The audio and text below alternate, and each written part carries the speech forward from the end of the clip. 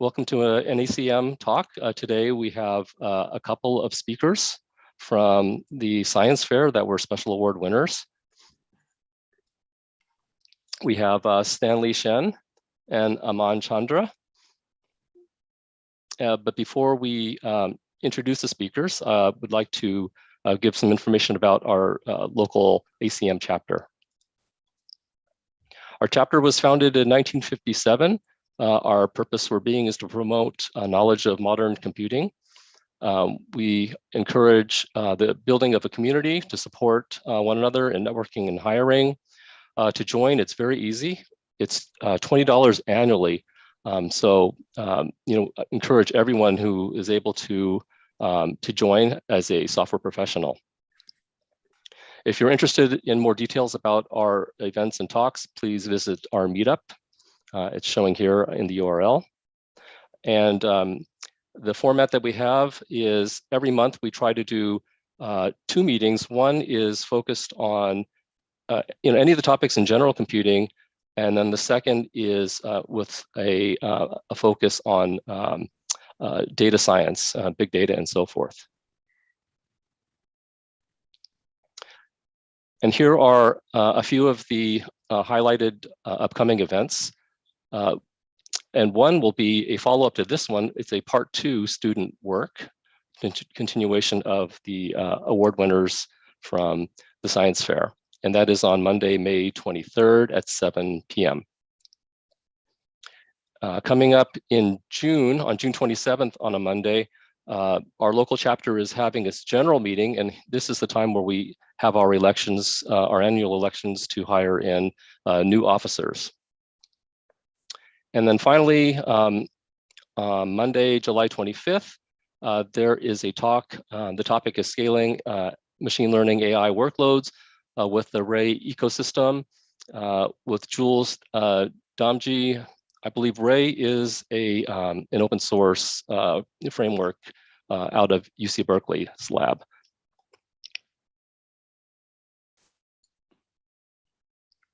If you do have questions, please feel free to either raise your hand or put questions into the chat.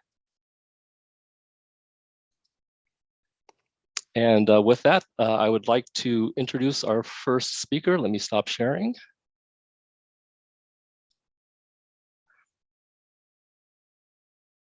Okay, Stanley Chen, welcome. And would you like to just speak a few words and then begin your talk? Yeah, so hi, I'm Stanley Shen, and I'm a student at Los Gatos High School, and this year I competed in the Synopsis Science Fair. So I guess I'll get started to share my screen.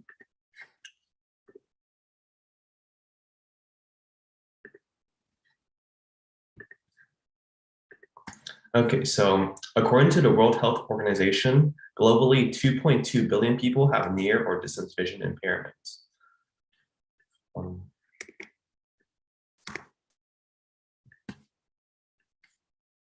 Now, day-to-day navigation has traditionally been a very big issue for the visually impaired, as they have to rely on aids to compensate for their lack of sight. This means with their lack of sight, this means that even simple day-to-day tasks like walking or maybe finding a way up a stair or into the office can be extremely complicated and maybe even hazardous. Now, the visually impaired traditionally rely on aids to compensate for their lack of sight.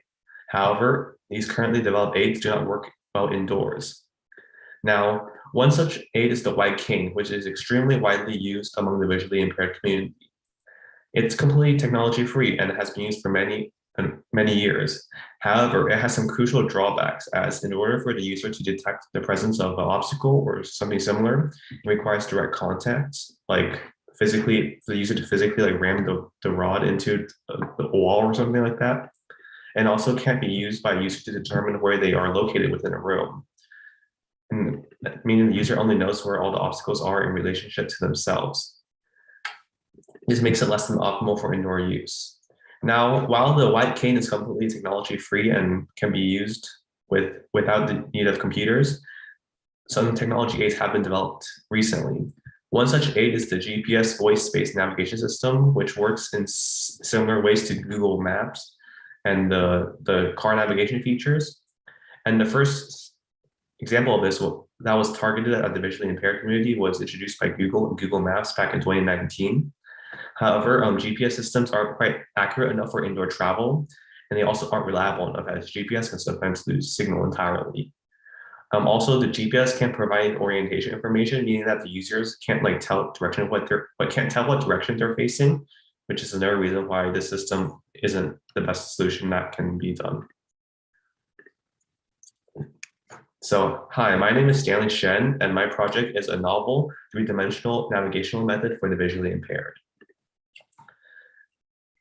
Due to the fact that no current developed aids work well for the visually impaired, for my research, I'll focus on creating a device that's targeting the navigation in a messy, crowded indoor environments.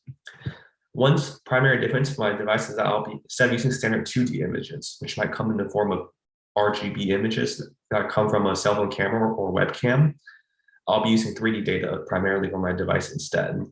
Now, while 2D images are pretty widely used, one big drawback is that they can be other obstacles can be included, meaning that if there's a obstacle that's currently hidden from view, the users can't tell where it's located. Another problem is that you can't really tell distance with straight 2D images. Instead, you need to rely on something similar to stereo cameras or parallax to determine distance. Now, by switching to 3D, my device will be able to see obstacles from any perspective and also be able to plan out routes in the future. This means that my device can plan out more efficient and safe routes. However, while 3D data sounds extremely great to use, one problem is that it requires more compute power since you're dealing with an extra dimension. As a result, the secondary goal of my project is to reduce the memory and processing time that is required for machine learning techniques that are applied on 3D data. So to summarize, all in all, my goal for my project was to create an end-to-end device that allows for contactless navigation between any 2 points in a room with obstacle avoidance, and also create an interface for this device that can be completely controlled through a voice interface to allow for completely hands-free navigation. Now, my project has 3 primary parts. The first is that to successfully navigate an environment, the device needs to know where all the obstacles and unsafe locations are. To solve this task, I'll use 3D object detection. Secondly, once the user is on their way, the device needs to know where it is in relationship to all the other obstacles.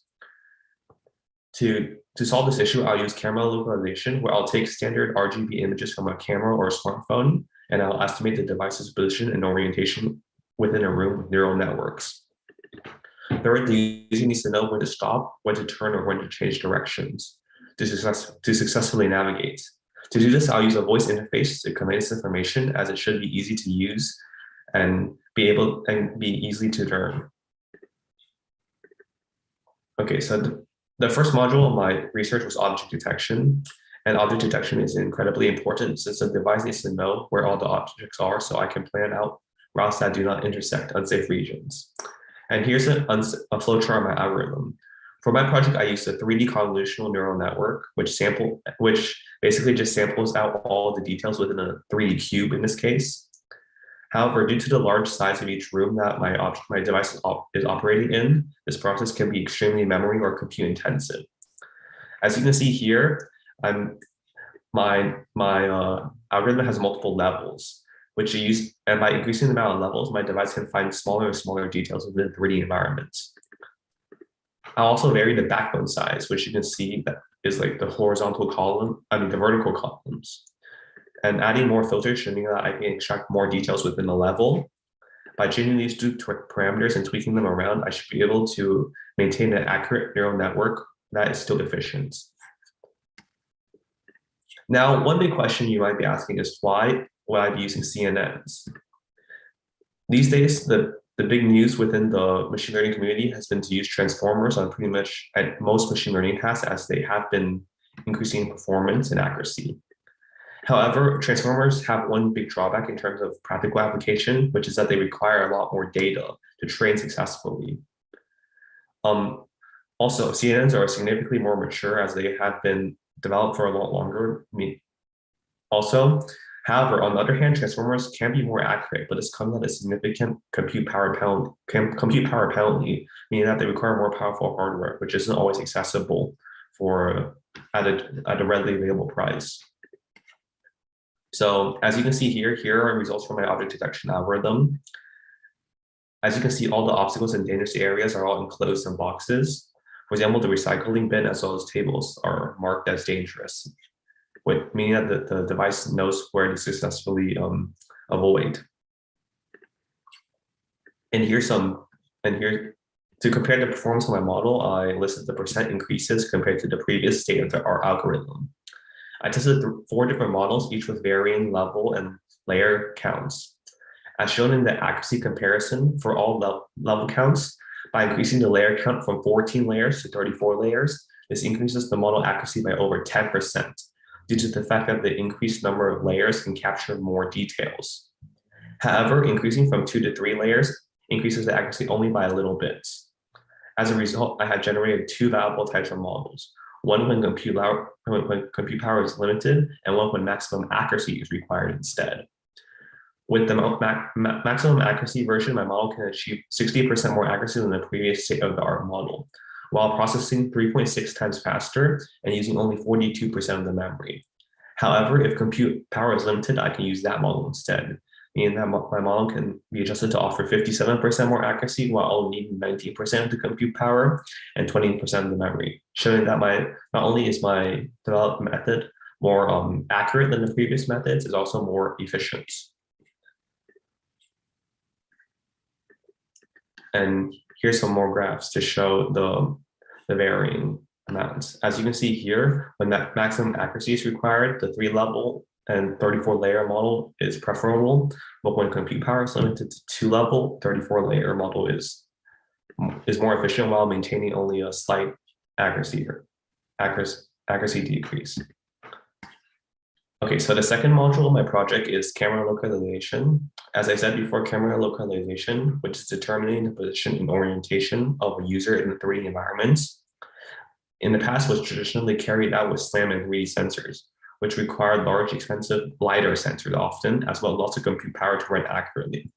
This is because the SLAM would basically compare the perspectives between each frame, and to do so requires lots of frames and high resolution scans, or else the estimated position would significantly drift off.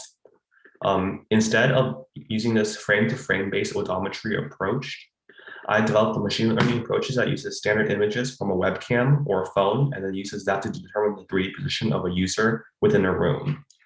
And my machine learning approach utilizes a feature extractor to isolate details of the environment. And as a result, the feature extractor is crucial to the accuracy and processing time for each image. I implemented 5 different feature extractors approaches and tested the performance in terms of accuracy, speed, and memory of each. Now, the first approach is shown in figure 6, and it's a simple deep CNN, which is just a stack of convolutional filters, each of which detects and isolates details within the image. I'll be using it as a baseline control for my research, as deep CNNs are extremely well researched, as they were the first type of neural network that were successfully applied to image applications. The second approach, which is shown in figure 7, is a residual CNN with layer skips. And by allowing information to skip between layers, this should speed up training and allow for more accuracy. And the third approach is a deep CNN with residual layer skips, which combines the previous 2 approaches, but scales up the entire model for more accuracy. This, however, will result in some sort of compute penalty. The fourth approach, shown in figure 8, is a fully connected CNN, which shares information between layers. And this should allow for a more efficient neural network by avoiding repeating extracting the same feature between layers. And the fifth approach, which is shown in figure 9, is the vision transformer, which learns larger patterns in the image through self-attention, which should result in increased accuracy. So to evaluate the results of the post-localization model, I compared them all, as previously stated, to the deep CNN, since CNNs are well developed and mature in the field of machine learning. I also compared the accuracy and time of each model, as accurate position estimates are needed for effective navigation, but fast estimates are also needed to avoid obstacles effectively, since the commands must be conveyed to the user in time. As you can see in all the variations of CNNs, none decisively offer more accuracy improvement, but some offer some compute and memory improvements. For example, the fully connected CNN does use less memory and also half the compute power, but this comes at a bit of an accuracy penalty. However, the Vision Transformer offers 54% less orientation error and 7.8% less position error, while using 53% of the memory and 80% of the compute resources, showing that the Vision Transformer localization method can offer massive improvements over the current CNN models. Yeah, here's more graphs, and it's for all these, I indicate the percentage relative to control, which would be the deep CNN.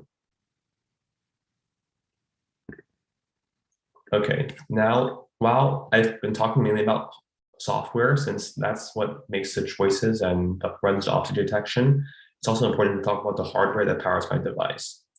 So it contains an IMU, or inertial measurement unit, which I use to provide a secondary position and orientation estimates. For my project, I used the ICM IMU, and then this is leaning more towards software again, but it also has a Mahoney filter, which fuses the results between the magnometer and gyroscope and uses the fusion of those to predict a more accurate reading. However, due to the low power MCU that I used, I could only use a Mahoney filter versus a more powerful and popular algorithm like MagQuick or even a Kalman filter. However, the Mahoney filter worked pretty well for my application, so I didn't bother to upgrade it. In addition, I also have a radio transceiver, which is mainly for logging purposes, as it could send the location predictions to a remote computer for monitoring. And then finally, I controlled the entire system with a microcontroller running Arduino. Now, for one choice I had to make early on was what microcontroller to use. Now, my first idea was to use an ESP-based microcontroller, maybe the 32 or maybe the lower power A266. However, the A266, the ESP microcontrollers are quite expensive, and also powering the Wi-Fi constantly would consume a lot of power, which would require larger batteries, which is something I didn't want to do, since I wanted to keep the device size down and keep the device portable. Another viable option was the STM32, and one advantage of the STM is that there's a large lineup depending on how much compute power is necessary. However, the chip shortage made it hard to obtain STM32s, and even dev boards were hard to find, which basically made the STM a non-starter for this year's project.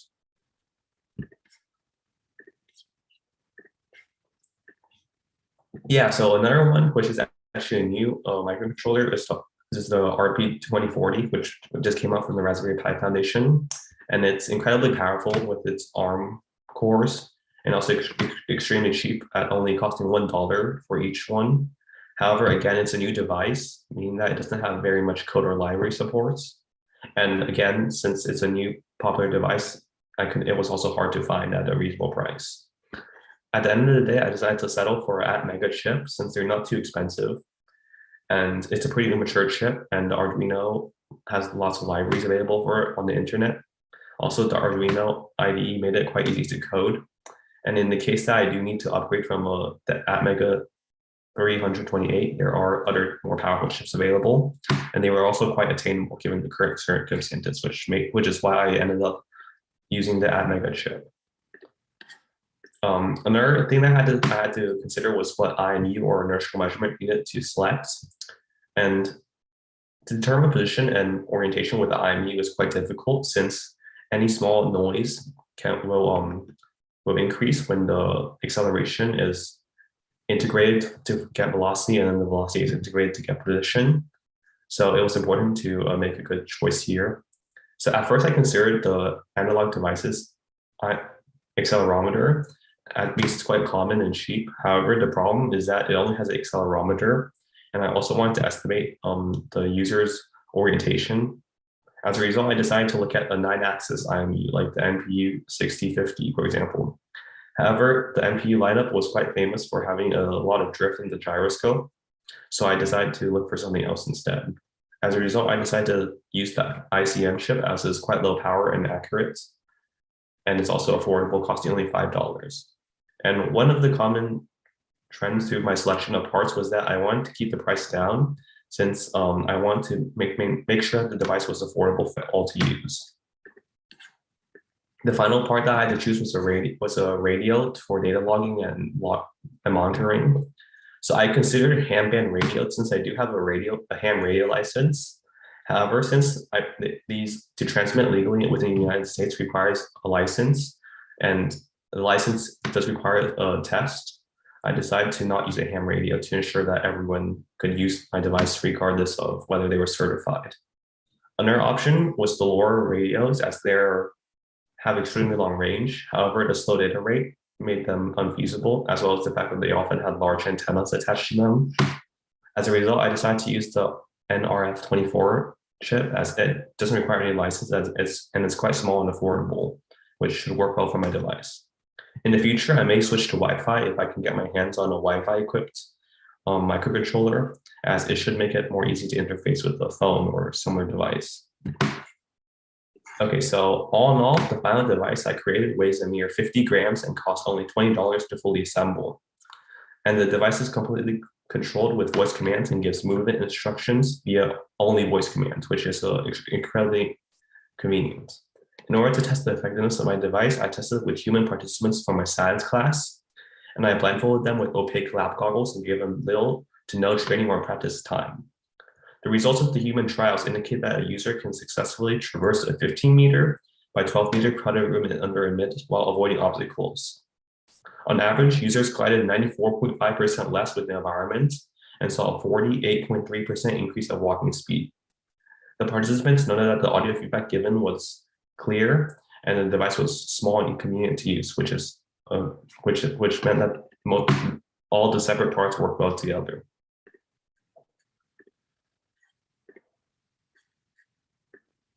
Okay.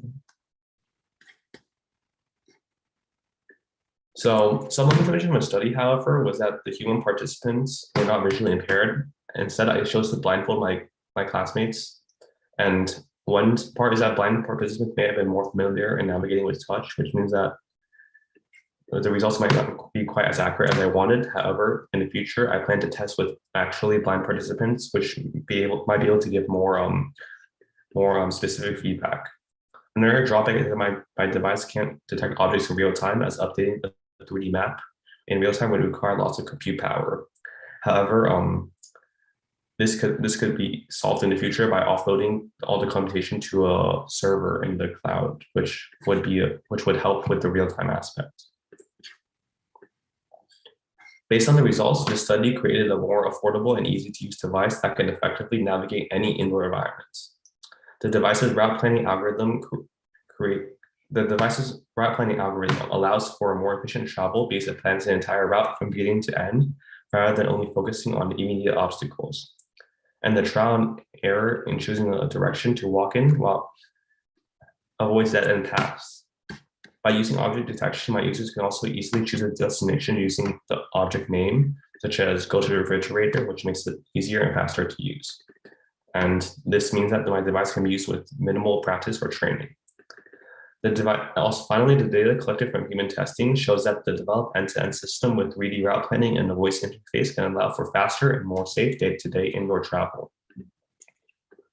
Given the increased safety shown in a 94.5% reduction in collisions and a faster travel speed of a 48.3% increase, this project shows how a device can help a visually impaired navigate in day-to-day life. This project also demonstrates a viable voice interface and 3D route planning that can be used to allow for a more easy-to-use device and more efficient travel. Finally, the research and developed device allows the visually impaired to become more independent, as well as the ability to more easily explore new, unfamiliar indoor locations with confidence. So there are however, some future expansions that I could apply to my project. While the device was fully usable in the current state, I could integrate it into the white cane to give existing white cane users an easier time to transition the device, as they are more familiar with the white cane. And another option would be to make the device completely hands-free by moving the entire device into a singular PCB and modifying it so that it can be placed in a pocket, onto a pant leg, or maybe into a shoe. Now, finally, besides a navigational device for the visually impaired, another possible application for my 3D-based object detection navigational method is for drones, as obstacle avoidance is becoming incredibly important, as these drones often like fly in urban environments. For example, there are some tests for using drones within more urban areas. And yeah, thank you for your time. And I guess I'll take questions now.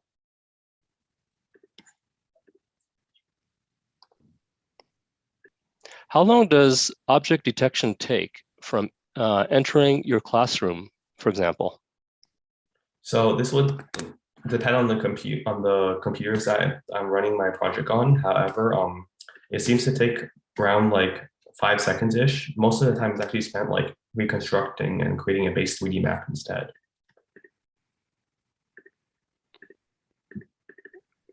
Okay, great. Okay, let's, in the interest of time, let's move to our next guest. Our next guest is Aman Chandra. Aman is from Challenger School, Shawnee, and we look forward to his presentation. Welcome. Thank you. I'll screen share now.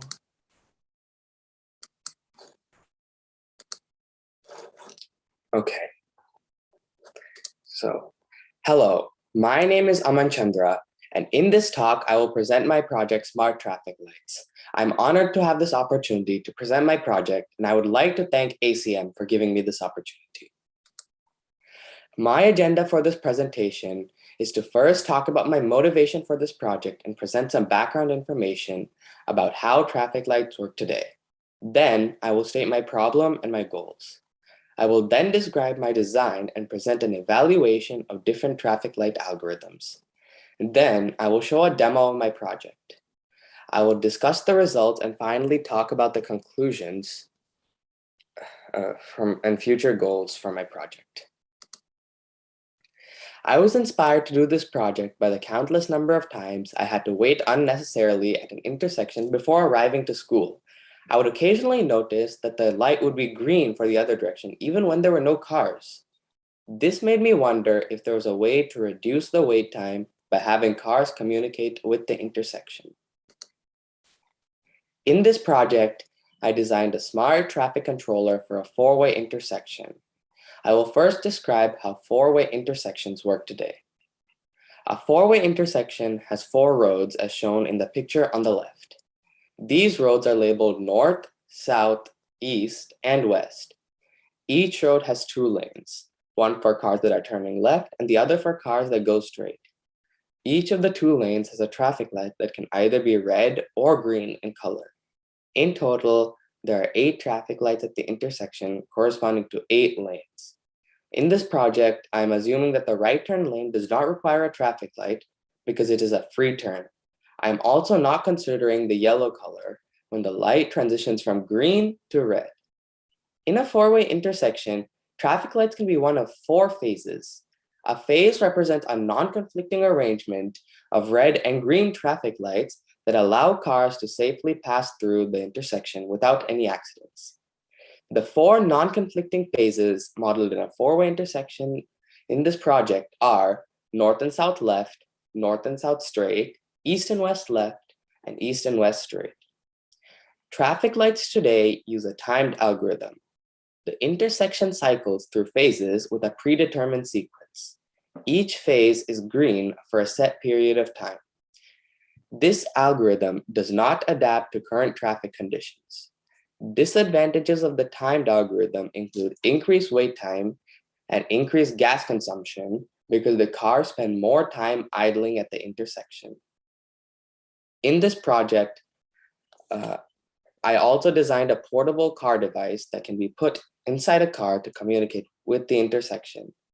Such a device can be built into self-driving cars to improve the detection of traffic lights. Self-driving cars are classified into 6 levels based on their capability. At level 0, the driver must be completely in charge of all the features of the car. At level 1, the car can control either acceleration or steering. At level 2, the vehicle can both steer and accelerate. The highest level in the US is a level 2 vehicle, such as the modern day Teslas. For levels 3, 4, and 5, the car can control all parts of driving. However, at level 3, the driver is expected to be ready to intervene. At level 4, the car has its own safety system in which it can pull over if something goes wrong. At level 5, the car is fully automated. There is no need for a steering wheel or pedals. Today, self-driving cars detect traffic lights using computer vision, which uses cameras that capture a picture of the traffic light and a computer that analyzes the picture to determine the color of the light. However, this can sometimes be unreliable. For example, fog might obscure the camera so that it cannot sense the light color. Also, another object, such as a truck, may block the view of the camera. With that background, I can now explain the problem statement and engineering goals for my project. Today, self-driving cars cannot navigate through traffic lights. If cars can communicate wirelessly with intersections, they can safely navigate through traffic lights. This can complement computer vision-based detection, which can be unreliable sometimes. If cars are able to communicate with traffic lights, they can provide information that the traffic light controller can use to reduce wait times and improve traffic flow. There are two parts to my project. One part of the project was to build a working model of a smart traffic light controller for the intersections and a portable car device. These devices communicate wirelessly with each other and exchange messages to enable the car to safely pass through intersections.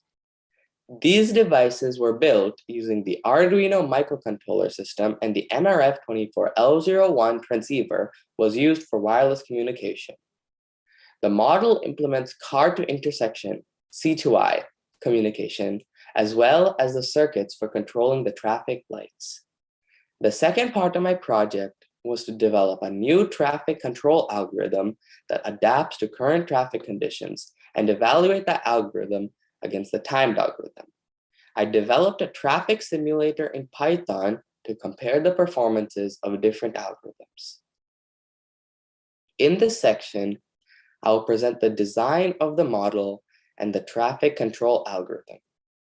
The picture shown in the lower right corner is the model of the traffic light controller. The smart traffic light controller is able to wirelessly communicate with cars and other intersections. The traffic lights controller was built using an Arduino Due microcontroller, and its schematic is shown in the figure on the top right. It uses an nRF24L01 Plus radio frequency transceiver module for wireless communication. The traffic light controller models a four-way intersection, and it uses 8 common cathode RGB LEDs to represent traffic lights. The nRF24L01 Plus module communicates with the Arduino microcontroller using the serial peripheral interface pins, also known as the SPI pins. The SPI pins are used to communicate digital data between the Arduino and the NRF module. The nRF24L01 transmits and receives data using a certain radio frequency known as the channel. 2 or more modules communicating to each other need to be on the same channel. The nRF24L01 uses a frequency range that is in the 2.4 GHz frequency band, meaning that the channel must be between 2.4 and 2.525 GHz. I used the RF24 mesh library to communicate between the controller and the portable car device. This library creates a mesh network between devices using the nRF24L01 modules. Each device in the mesh has a unique ID. The mesh network has one master and several slaves. The master has an ID of 0, and each of the slaves has an ID greater than 0. Each one of the slave nodes communicates with the master, and the master can communicate back to the slaves. The communication protocol between nRF24L01 modules is called an enhanced shock burst protocol. One NRF24L01 plus transceiver sends a packet to another transceiver. This transceiver receives the packet and sends an acknowledgement back.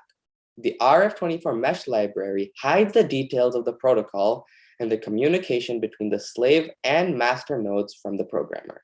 It provides a simple interface to connect, send, and receive information between any pair of nodes in the mesh.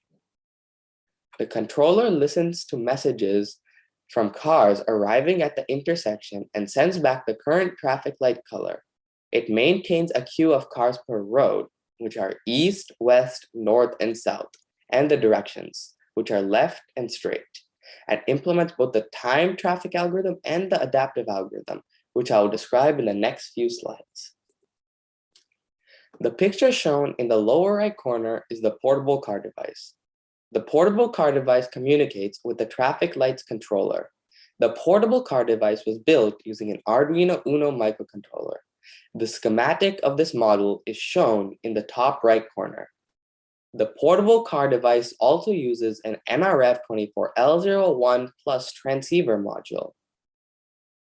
The RF24 mesh library is also used here to implement the communication with the controller. A push button is used to initiate the car to intersection communication. When pressed, it will cause the portable car device to send the message with the car ID, road, and direction to the traffic lights controller. An RGB LED is used to display the color of the traffic light received from the controller.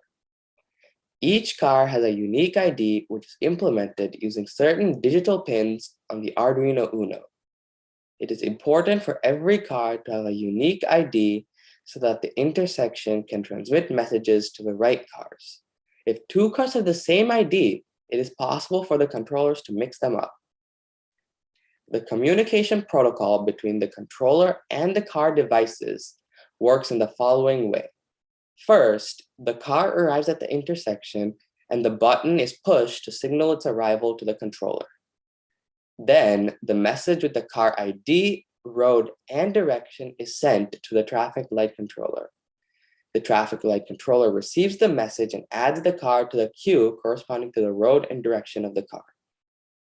Then, it'll send the color of the corresponding light to the car. The LED on the car displays the color received from the intersection. When the light turns green, the controller sends a message to the car and removes the car from the queue. The car receives the message and the LED turns green, and the car is free to pass through the intersection. In a real-world implementation, instead of a push button, the car would automatically detect that it is at an intersection using GPS navigation and would initiate communication with the traffic light controller.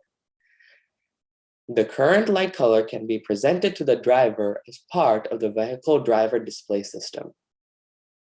In the next two slides, I will present the adaptive traffic light algorithm that was implemented in the controller. I developed and evaluated two smart algorithms, one that uses eye-to-eye communication and one without. I will first describe the algorithm that does not use eye-to-eye communication. The no eye-to-eye algorithm works in the following way. First, the algorithm computes the phase, which can either be north-south or east-west, that has the most number of cars by summing up the queue lengths of the 4 queues in each phase.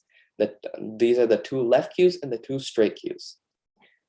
And then, the algorithm selects the phase with the most cars queued and computes the required duration of the green light for that phase by assuming that each car takes a fixed amount of time to cross the intersection. The computed green duration is then adjusted by enforcing a configured minimum and maximum time that the green light should be on. The minimum duration ensures that the lights do not switch too frequently. The maximum duration ensures that the average wait times are minimized across phases and the algorithm behaves fairly and does not favor one phase with a large queue length. Finally, the controller notifies the cars queued at the selected phase that the light is green and removes these cars from their queues.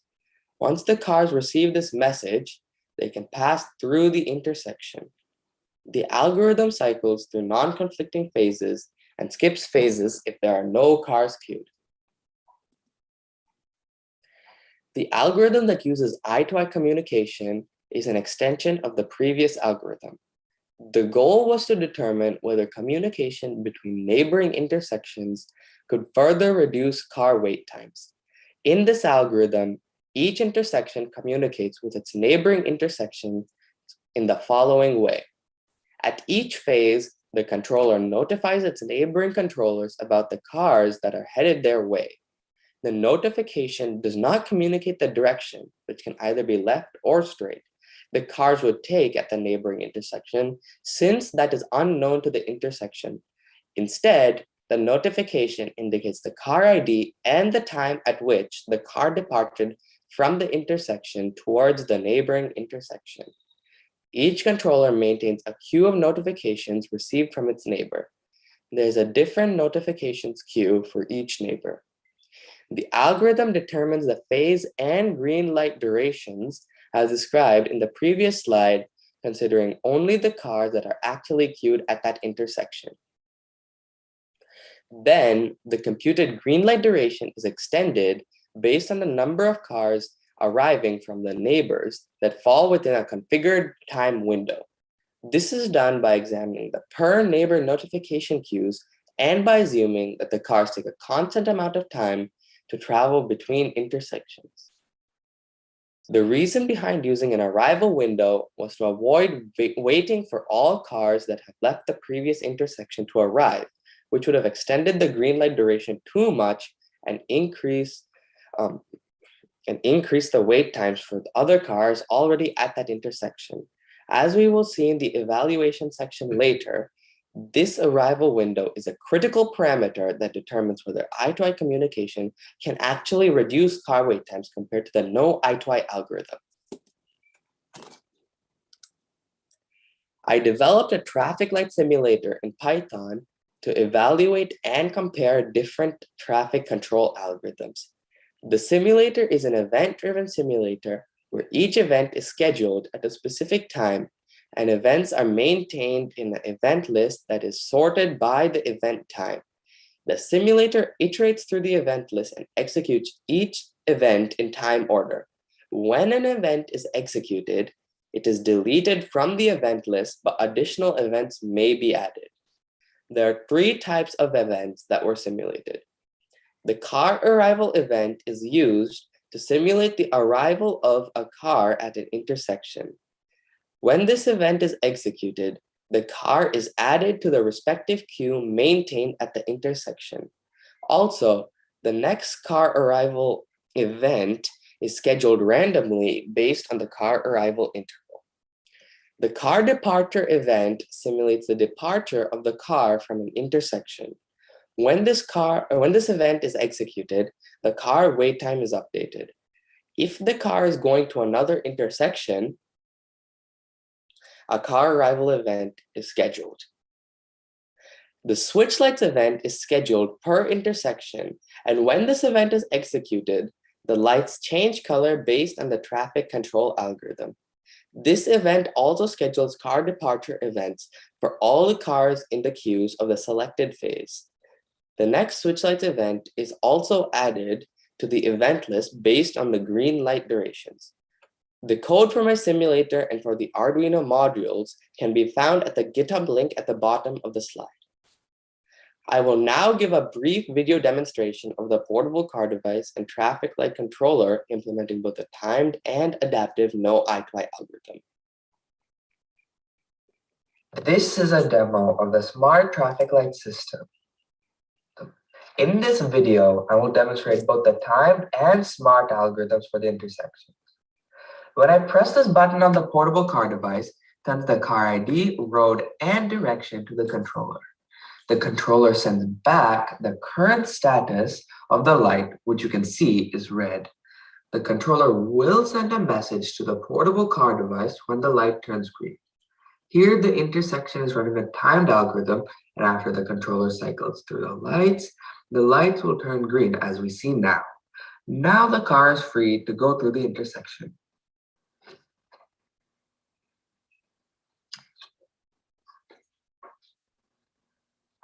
We can now switch to running the adaptive algorithm. Since there are no other cars at the intersection, as soon as I press this button on the car, the intersection signals the green light and the wait time for the car is reduced compared to the timed intersection.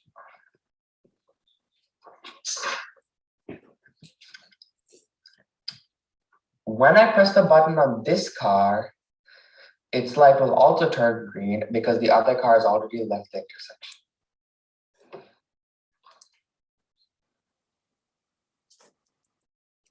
Now, I will present the results of the evaluation of the traffic control algorithms using my traffic simulator.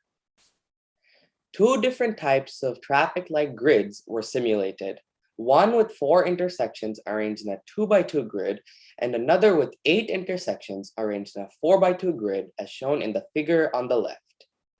For the time traffic algorithm, I evaluated 2 cases. The first case used a 10-second left turn duration and a 30-second straight duration. The second case used a 20-second left turn duration and a 60-second straight duration. For the SMART algorithm, I evaluated 3 cases. The first case was the no eye-to-eye algorithm. The second case was the eye-to-eye algorithm with the 5-second car arrival window. The third case was the eye-to-eye algorithm with the 10-second car arrival window. Each simulation varied the arrival rate of cars at the intersections and measured the end-to-end wait times. Car arrivals were scheduled randomly based on the average car arrival interval. The direction, which could be left or straight, was also chosen randomly based on a configurable parameter that specifies the percentage of cars that go straight. The end-to-end wait time is the sum of the wait times at each intersection the car goes through. This slide shows the simulation results for the 2x2 grid. The charts on the right plot the car arrival interval on the x-axis and the end-to-end wait time on the y-axis. Both the charts show the same data. The bottom chart is a magnified version of the top chart to better see the differences in the various algorithms. The results show that in a 2x2 intersection, the adaptive algorithms did much better than the timed algorithms, as seen in the chart. Also, the eye-to-eye communication was only slightly better than the non-eye-to-eye communication algorithm. As can be seen in the lower chart, the yellow line is very slightly above the pink line at the car arrival interval of 4.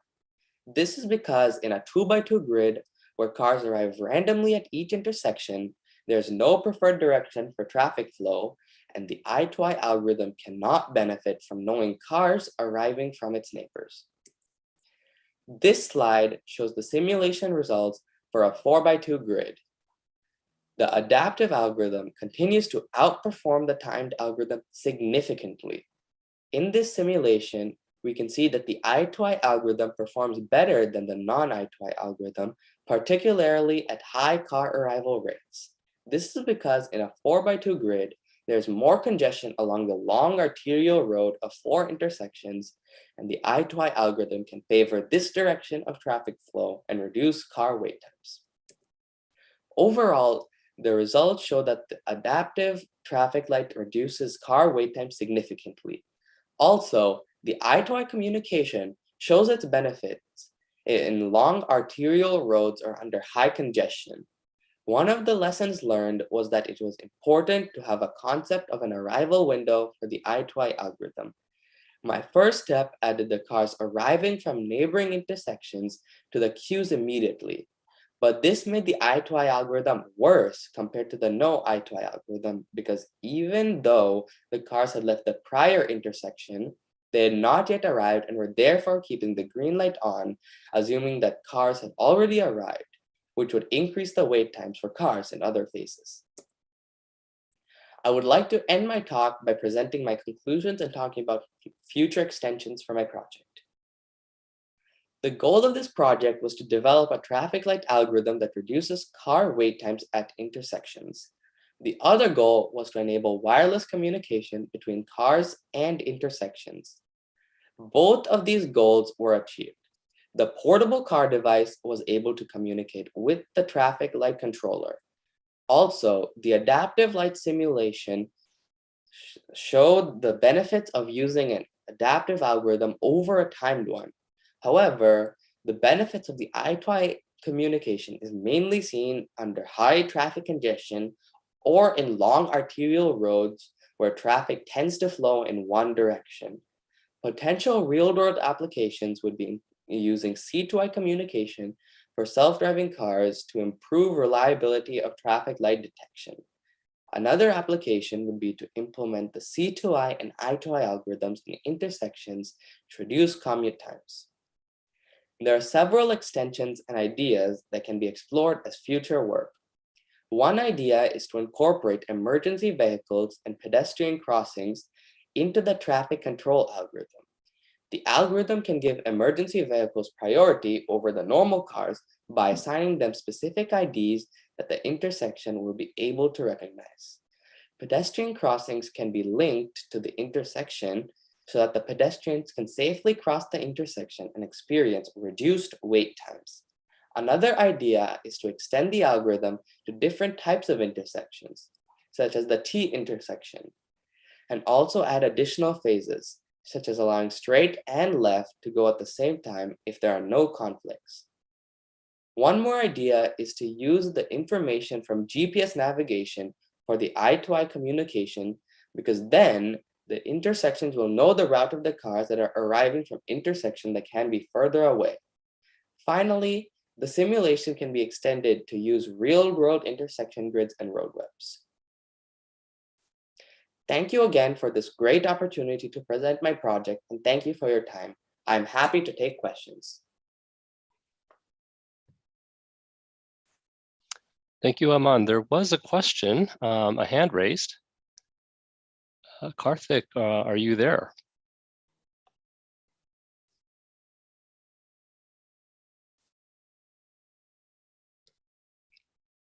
Okay, we'll give him a couple more seconds.